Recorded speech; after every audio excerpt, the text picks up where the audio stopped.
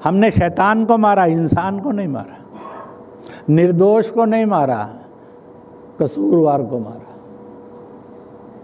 उसके बाद हमने फिर स्ट्राइक किया जहां इन साधारण लोगों को इस्लाम के नाम पर भड़काकर तैयार किया जाता था, और उन तैयार करने वाली जो सैनिक मशीनरी थी वहाँ पर सैनिक छावनी पर हमला किया ताकि चोर नहीं, चोर की माँ को भी सबक मिलना चाहिए, इसलिए उनको मारा।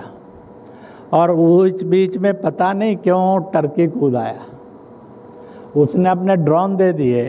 भारत के सिपाहियों को लगा बड़ी देर हो गई है, दिवाली नहीं मनाई है, चलो इस बार ड्रोन के साथ ही दिवाली मना ली जाए। 398 ड्रोन भारत ने गिरा लिए। दोस्तों, भारत के राष्ट्रवाद की दुनिया में कोई पैरेलल नहीं हो सकता, भारत के मानवतावाद के भी पैरेलल कोई नहीं हो सकता।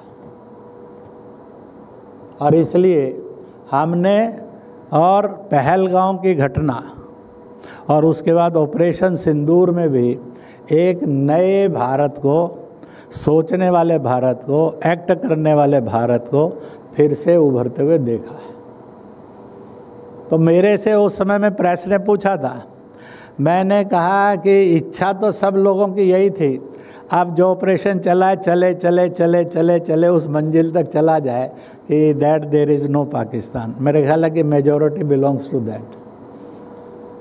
तो मैं हाथ तो नहीं खड़ा कराऊंगा कि जो ये चाहते हैं कि there should be no Pakistan, आप सब चाहते हैं। जो नहीं चाहता होगा वो हाथ खड़ा करके अपना डिसेंट वोट डाल सकता है, पर ऐसी गलती आप में से कोई करने वाला नहीं है, क्योंकि सब मेरे से ज़्यादा समझदार है। तो मैंने उनको कहा एक समय आ गया है जब भूगोल बदलने वाला है। कारगिल वार के समय में स्वर्गीय अटल जी ने कहा था पड़ोसी बदलना बहुत कठिन है, पड़ोसी नहीं बदले जा सकते। मैं मिलने गया था, मैंने उनको मिलते कहा था पाकिस्तान तो हमारा पड़ोसी था ही नहीं, क्योंकि पाकिस्तान नाम से मुल्क ही नहीं था, पाकिस्तानी के नाम से नागरिक ही कोई नहीं था दुनिया के अंदर। ये फालतू का पड़ोसी 47 में बापू ना झुकते, नेहरू की, जिन्ना की और अंग्रेज हुकूमत की कोई ताकत नहीं थी जो भारत का विभाजन कर लेते। बापू मौन नहीं धारण करते, बापू झुकते नहीं थे।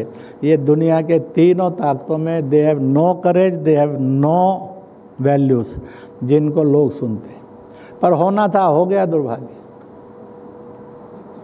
तो इसलिए हो सकता है, इसलिए एक चीज़ को ध्यान में रखिए और उसको कैसे चोट मारना इसको भी ध्यान में रखिए। दुनिया के अंदर जो लोग कहते हैं इस्लामिक ब्रदरहुडनेस, इस्लामिक ब्रदरहुडनेस नाम से कोई चीज़ नहीं है, आप इस गलतफहमी मत दीजिए। 2 करोड़ बांग्लादेशी घुसपैठिए, लाखों रोहिंग्या घुसपैठिए, दुनिया के 56 कंट्रीज हैं जो मुस्लिम देश माने जाते हैं, एक भी मुस्लिम देश ने किसी भी एक और उजड़े हुए घुसपैठिए मुसलमान को अपने यहाँ जगह नहीं दी है। It is the Islamic brotherhood. हमने वोट बैंक के नाम पर बांग्लादेशी रोहिंग्या मोहम्मदीन को रोजगार दे दिया, और उसी वोट बैंक की राजनीति में हमने एक भयानक अपराध भी किया कि हमने हिंदुस्तानी मोहम्मदीन को बेरोजगार कर दिया।